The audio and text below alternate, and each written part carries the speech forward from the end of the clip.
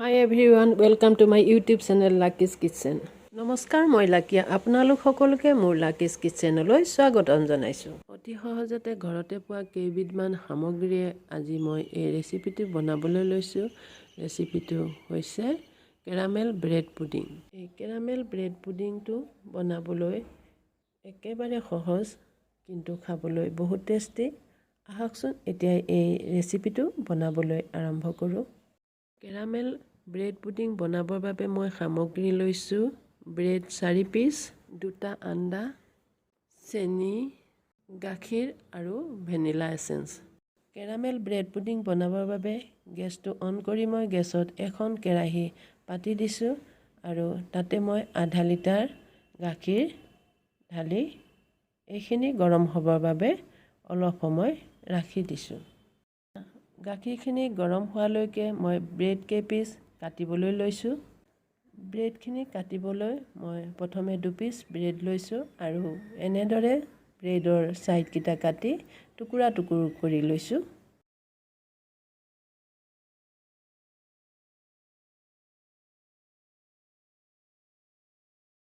এই ব্ৰেডখিনি কটা হৈ গৈছে।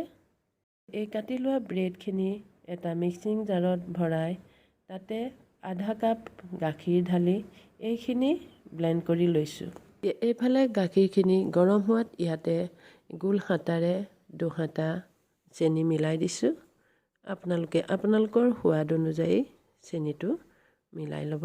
চেনি গলি গাখীৰখিনি ডাঠ হৈ অহাত মই গেছটো অফ কৰি এইখিনি ঠাণ্ডা হ'বৰ বাবে ৰাখি দিছোঁ। এতিয়া গাখীৰখিনি ঠাণ্ডা হোৱালৈকে মই চেনিখিনি কেৰামেলাইজ কৰি ল'ম। চেনি কেৰামেলাইজ কৰিবৰ বাবে গেছটো অন কৰি গেছত এখন কেৰাহী পাতি দিছোঁ আৰু এই হাতাখনেৰে 1 হাতা চেনি ইয়াতে দি দিছোঁ আৰু অকমান পানী মিলাই এইখিনি কেৰামেলাইজ হোৱালৈ ৰাখি দিছোঁ। এতিয়া চেনিখিনি গলি গোল্ডেন ব্ৰাউন কালাৰ নোহোৱালৈকে এইখিনি মই এনেদৰে লৰাই আছোঁ।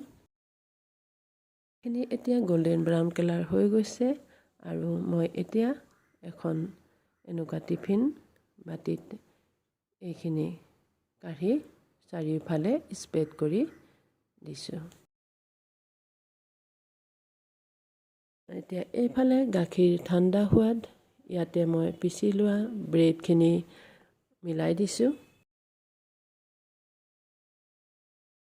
আৰু এইখিনি এখন চেকনিৰে ভালদৰে এনেদৰে চেকি লৈছোঁ।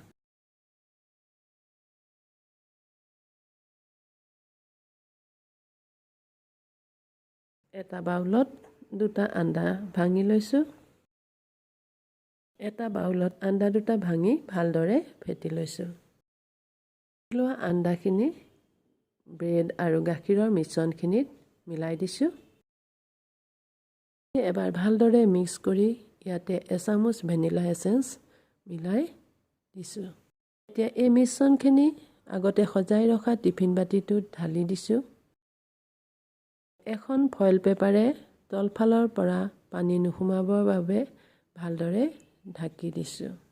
মিশ্ৰণখিনি ষ্টিম কৰিবৰ বাবে মই গেছত কেৰাহী এখন পাতি গেছটো অন কৰি দিছোঁ আৰু অলপ পানী ঢালি দিছোঁ আৰু তাতে এডাল ষ্টেণ্ড বহাই দিছোঁ আৰু অলপ সময় পানীখিনি গৰম হ'বৰ বাবে ৰাখি দিছোঁ। পানীখিনি গৰম হোৱাত ইয়াতে টিফিন বাটিটো বহাই দিছোঁ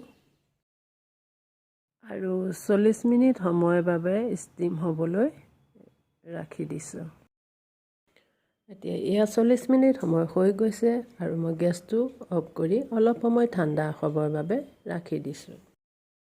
এতিয়া এইখিনি ঠাণ্ডা হোৱাত 2 ঘণ্টাৰ বাবে ফ্ৰিজত ৰাখি দিছোঁ।